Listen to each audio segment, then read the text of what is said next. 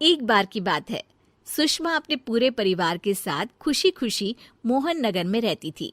उसकी 2 बहुएं थी, पल्लवी और शिवानी। एक दिन दोनों बहुएं रसोई में काम कर रही होती है कि तभी उनकी सास सुषमा उन्हें बुलाती है। अरे बहू, जरा इधर तो आना।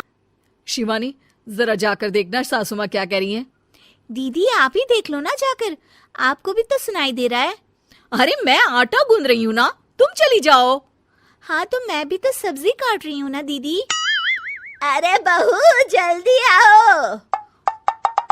ओह, ये तो जाएगी नहीं, मैं ही जाकर देखती हूँ कि क्या करना है। पल्लवी सुषमा के कमरे में जाती है। जी मम्मी जी, क्या हुआ? शाम को घर पर कुछ मेहमान आने वाले हैं, तो तुम अच्छा सा खाना बना लेना बहू। ठीक है मम्मी जी, आप बता दीजिए क्या क्या बनाना है और कितने लोग आ रहे हैं। सुनील की मौसी जी और उनका पूरा परिवार आ रहा है। कुल मिलाकर 3 लोग और हमें मिलाकर हुए 9 लोग। तो अभी से ही तैयारी करना शुरू कर दो। और हाँ, घर की सफाई भी कर देना, हाँ अच्छे से। जी मम्मी जी, सब काम हो जाएगा, आप चिंता मत कीजिए। पल्लवी शिवानी को घर में मेहमान आने वाले हैं इसके बारे में बताती है। क्या 9 लोगों का खाना बनाना होगा, घर की सफाई करनी है? बाप रे, सासू माँ ने तो हमें घर की नौकरानी ही समझ कर रखा है। ऐसा नहीं बोलते शिवानी, हम इस घर की बहू हैं और घर के काम करना हमारा फर्ज है। दीदी तो है ही सासू माँ की चमची, जब देखो सासू माँ सासू माँ। मैं तो इतना सारा काम नहीं करने वाली। शिवानी कपड़े लेकर गमला साफ कर रही होती है और चक्कर आने का नाटक करने लगती है। मेरा सर चकरा रहा है। तभी वहां पल्लवी और सासू माँ जाते हैं। अरे बहू, क्या हो गया तुम्हें? मम्मी जी, बहुत तेज सर में दर्द हो रहा है। तुम एक काम करो शिवानी, आराम कर लो।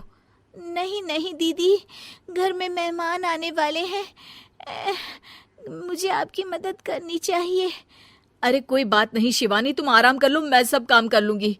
ठीक है दीदी, अगर आप इतना कह रही हैं तो आराम कर लेती हूँ।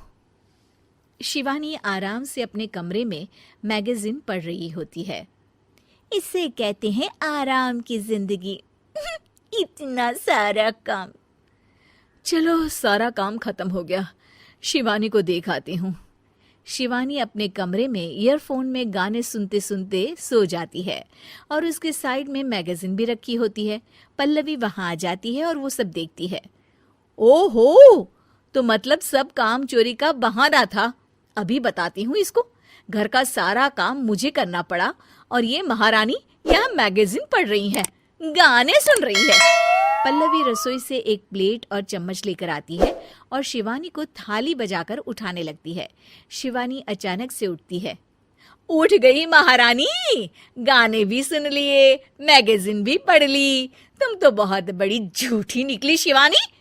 तुमने सर दर्द का बहाना बनाया ताकि काम करने से बच सको। हाँ बनाया बहाना, तो क्या करती, इतने सारे काम करती। मुझे कोई शौक नहीं है चापलूसी का। क्या चापलूसी? तुम्हें लगता है कि मैं सारे काम चापलूसी के लिए कर रही हूँ? नहीं तो क्या। तभी वहां सासू माँ आ जाती हैं। अरे बहू, वो लोग बस आने ही वाले हैं, तुम तैयारियां कर लो। जी सासू माँ, तुझे तो मैं बाद में देखती हूँ। सब खाना खाने बैठते हैं और खाना शुरू करते हैं। तभी सुनील की मौसी बोलती है। वाह भाई वाह, खाना तो बहुत ही अच्छा बना है सुषमा जी, एक एक चीज में क्या स्वाद है। ये सुनकर शिवानी मुंह बना लेती है। उसे अपनी जेठानी की इतनी तारीफ रास नहीं आती। आपकी बहुएं तो बहुत ही अच्छा खाना बनाती हैं। हाँ बनाती तो दोनों ही अच्छा है, पर आज ना ये सारा खाना बड़ी बहू ने बनाया है। छोटी बहू की तबीयत ठीक नहीं थी, सो इसलिए। मानना पड़ेगा सुषमा जी, आपकी बड़ी बहू तो बहुत ही गुणवान है। पल्लवी की तारीफ सुनकर शिवानी को जलन होती है। पल्लवी ये सुनकर खुश हो जाती है और शिवानी की तरफ देखकर उसे चिढ़ाती है। कुछ देर बाद मेहमानों के जाने का वक्त हो जाता है। मौसी जी सबके लिए उपहार लाई होती है। वो सबको शगुन के पैसे देती हैं और अंत में पल्लवी के पास आती है। तुम्हारे लिए शगुन का लिफाफा तो है ही, पर बहू तुम्हें एक और उपहार भी मिलेगा इतना अच्छा खाना बनाने के लिए।